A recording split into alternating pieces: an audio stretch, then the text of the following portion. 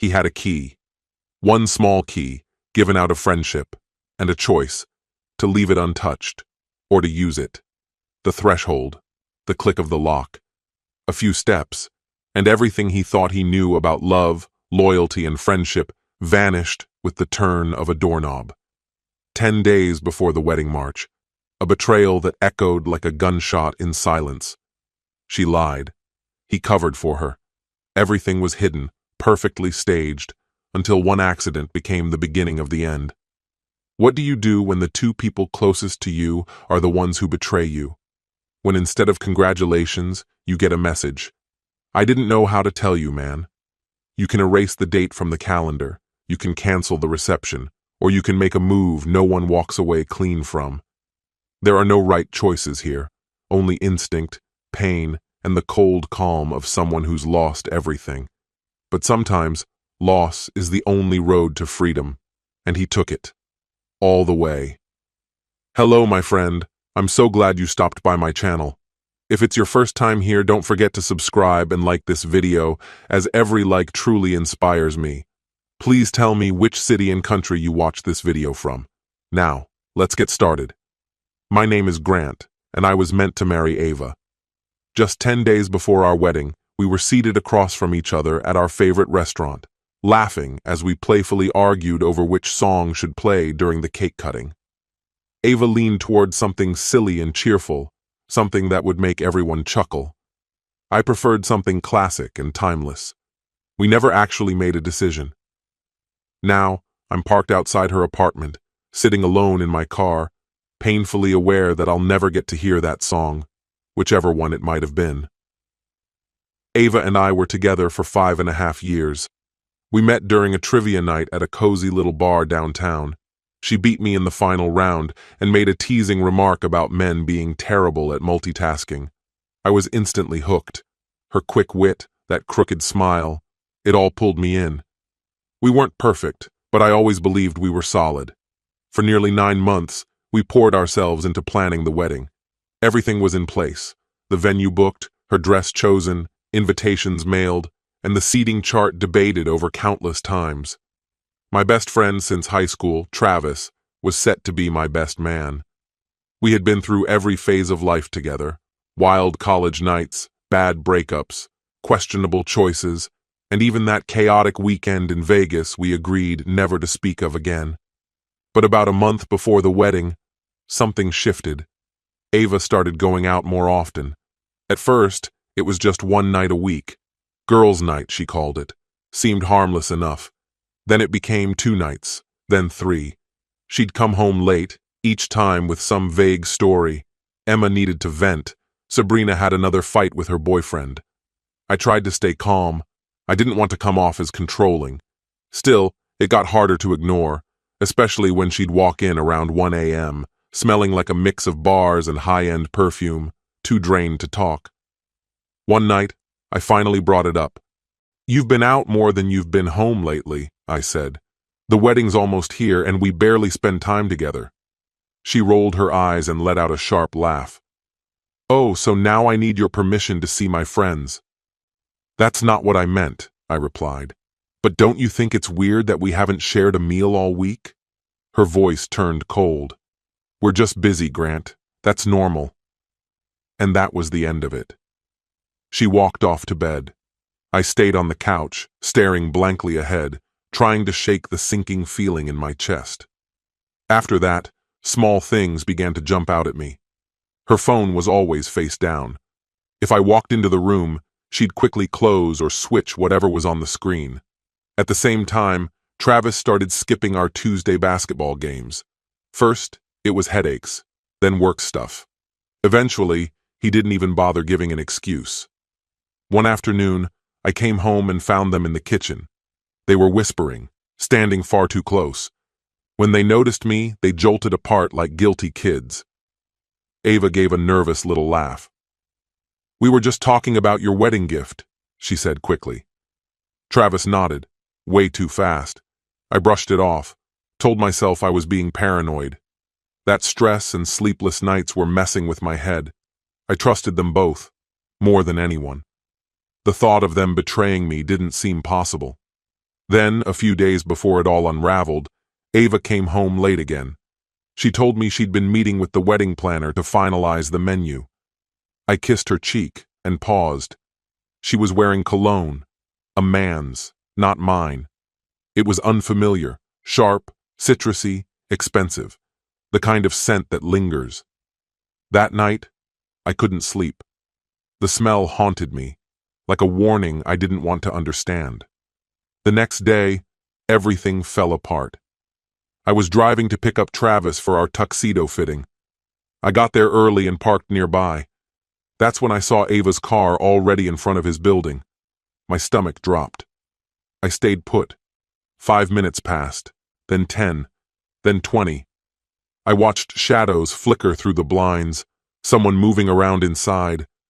I could have driven away, pretended I didn't see it, but I didn't. Back when Travis and I were roommates, he'd given me a spare key. He had a habit of locking himself out. I still had it, so I used it. I let myself in quietly. I heard their laughter first, Ava's light giggle, Travis's familiar laugh. Then it stopped. Then came the soft, unmistakable sounds of intimacy. I told myself maybe it was just the TV. Maybe I was wrong. But I wasn't. I walked down the hall, stopped in front of the bedroom door, and pushed it open. There they were, Ava and Travis, tangled in the sheets, completely exposed. Her face froze in disbelief. His eyes widened like a deer caught in headlights. "Grant," she breathed. "This isn't—" "Don't," I cut her off. My voice was steady. "Just don't." I stood there for a moment longer, pulled out my phone, snapped one picture, and slid it back into my pocket. Travis opened his mouth, but I didn't hear a word. I turned and walked out. No shouting, no scenes, no slammed doors. I just left. I got in my car and drove aimlessly for what felt like hours until I landed at a cheap motel off the highway. I didn't sleep at all that night, just lay on the stiff mattress, staring at the bumpy ceiling while a muted infomercial flickered on the TV. My phone buzzed endlessly, calls, texts, voicemails from both Ava and Travis. I didn't answer a single one. I ignored every single call. By sunrise, my phone showed 43 missed ones. Ava had sent a text saying she was on her way to the motel, insisting she needed to explain everything. I had no idea how she'd found me at that crummy roadside place. Maybe she used some app to trace my location, or maybe she'd just driven around until she stumbled upon my car outside. Could have been dumb luck. Around noon, someone knocked. I opened the door, and there she was, standing like a shadow of herself, pale, drained, her eyes swollen and ringed in red. No makeup, unlike her. Just raw, stripped down. We stared at each other for a few beats. I stepped aside. She walked in. "I know what you saw," she said in a hushed voice, "but it's not what it looked like." I didn't say anything, just stared. She perched on the edge of the bed, her fingers tightly woven like she was trying to hold herself together. "It wasn't intentional," she went on. "It just happened. We were drinking, and then, God, I didn't mean for it to get that far." Still, I said nothing. She looked up at me, her expression desperate. "Please, say something." "You slept with my best friend," I said, each word landing heavy. "In his bed, a few days before we were supposed to get married." "It was a mistake," she murmured. "It didn't mean anything." "Then why?" I asked. "And don't feed me the 'we were drunk' line." Her eyes dropped to the floor. "I don't know. I got scared. You've been so distant, always working late, stuck in your head, thinking about your job, deadlines, everything but us." She hesitated, then added, "Travis listened." Her voice held something like blame, like I'd driven her there. I let out a bitter laugh. "So, talking turned into sleeping together?" She winced. "I thought we were solid," I said. "Everything I've been doing, working long hours, pushing myself, was for us. I was building a future, and you couldn't wait one more week? Tears started to pool in her eyes. Grant, please, let's not end everything. Just put it on hold. The wedding, we can pause it. We can fix this. You've already paid for the venue, the catering, my dress. That's where I snapped. Your dress? I repeated sharp. That's what you're thinking about? After wrecking everything? She stood abruptly. Yes, I messed up. But one mistake doesn't have to destroy us. We don't have to throw away everything we've built. One mistake? I echoed. You think this was just a single lapse? I've seen the way you two have been acting lately. Off, secretive. This wasn't some one-night accident, was it? She didn't respond. The silence said enough. Get out, I said. My voice was quiet, but firm. Grant! Go! Now! She didn't argue, just turned and walked out, her shoulders shaking as she went. That's when it hit me. This wasn't something you come back from. It was finished. The next morning, I got to work unraveling it all. First the venue, then the caterer. Lost the deposits, didn't care. Canceled the DJ with zero hesitation. 40 grand, gone. Didn't matter. I just wanted it wiped clean, like none of it had ever been real. That night, Ava called again. I picked up.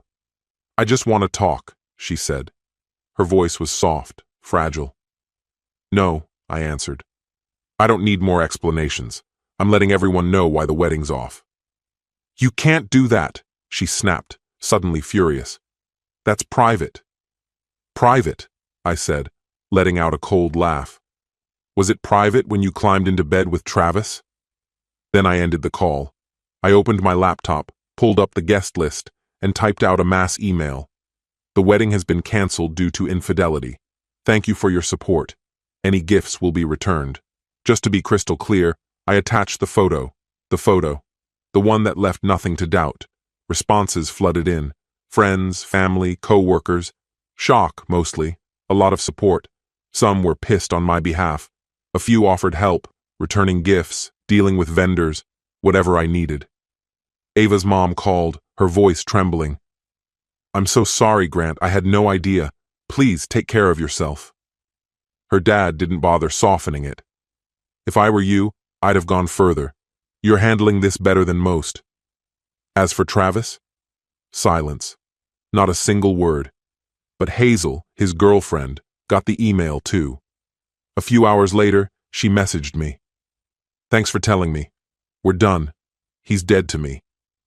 Another connection, torched. The day we were supposed to say, I do, I just drove. No destination, no map. Just the road stretching ahead until the skyline faded and I found the ocean. I pulled into a lookout spot high on a cliff, parked the car, and sat on a bench, watching the waves crash below. I stayed there for hours. No calls, no messages, no one. Just silence. The sea howled beneath my feet, its rhythm crashing in sync with the mess in my mind.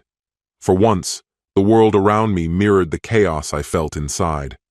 Eventually, I found myself in a dive bar just off the highway.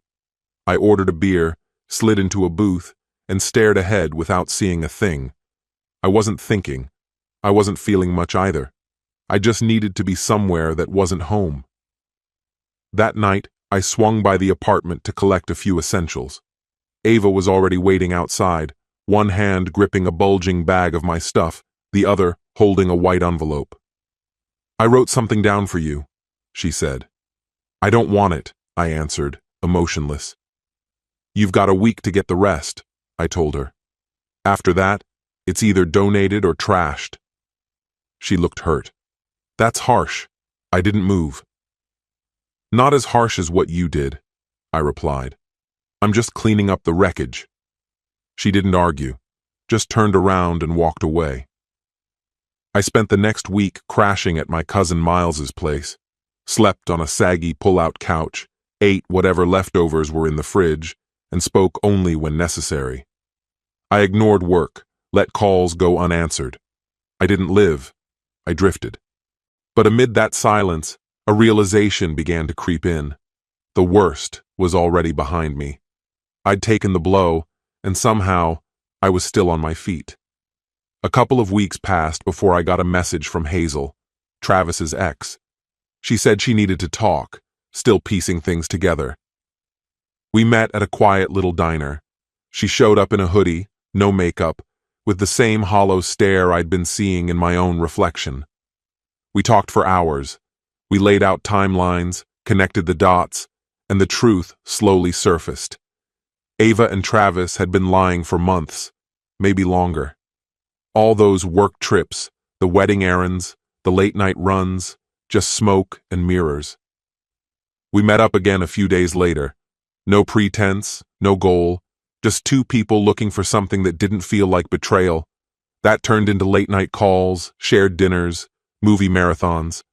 One night, I leaned in and kissed her, and she let me. Hazel and I were together for about 4 months. It was messy, raw, and undefined, but it was real. We both understood what we were, survivors, clinging to each other in the wreckage. Eventually, we said it out loud. She'd met someone else. We parted gently and stayed in touch. Not long after, I moved into a new place across town and hit restart. Landed a better job, higher pay, better hours, people I could actually stand.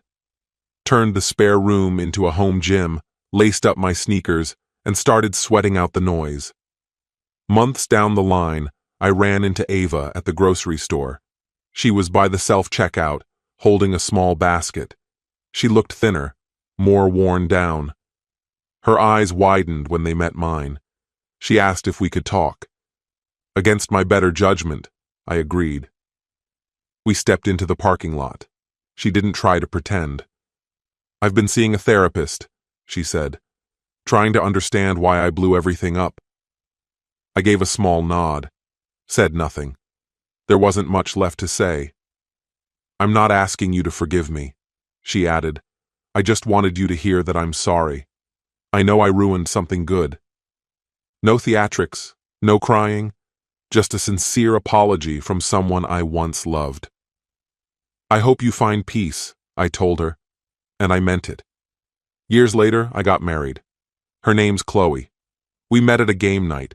She annihilated everyone at Scrabble and didn't even brag about it. I asked her out the next day. We had a backyard wedding at her parents' place. 40 guests, all close. Her dad grilled steaks. Our first dance was to a song that played on a busted jukebox the night we first kissed. No drama, no shadows, just love. I didn't invite anyone from my past. No Ava, no Travis, not a single name from that chapter. I haven't heard from them in years, though bits of their story drift back occasionally through mutual acquaintances. Last I heard, they stayed together for a while, but it was rocky. Someone mentioned therapy. Someone else said Travis got fired, couldn't keep it together. Ava's supposedly working a job she hates, stuck behind a desk. That's all I know, and all I care to know. Chloe knows every detail of my story. She's never once looked at me like I'm broken, only like someone who's been through hell and came out whole. We're talking about starting a family now.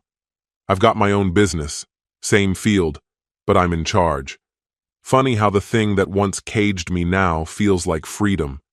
Sometimes I still think about that moment outside Travis's place, the exact second when everything unraveled. I wonder what would have happened if I'd just driven away. But then I look at Chloe, and I know. That was the day my old life ended, and thank God it did. This story has come to an end. What's your opinion? Share it in the comments, my friend. And if you like this story, check out other exciting videos on my channel. I'll say goodbye until the next video. See you.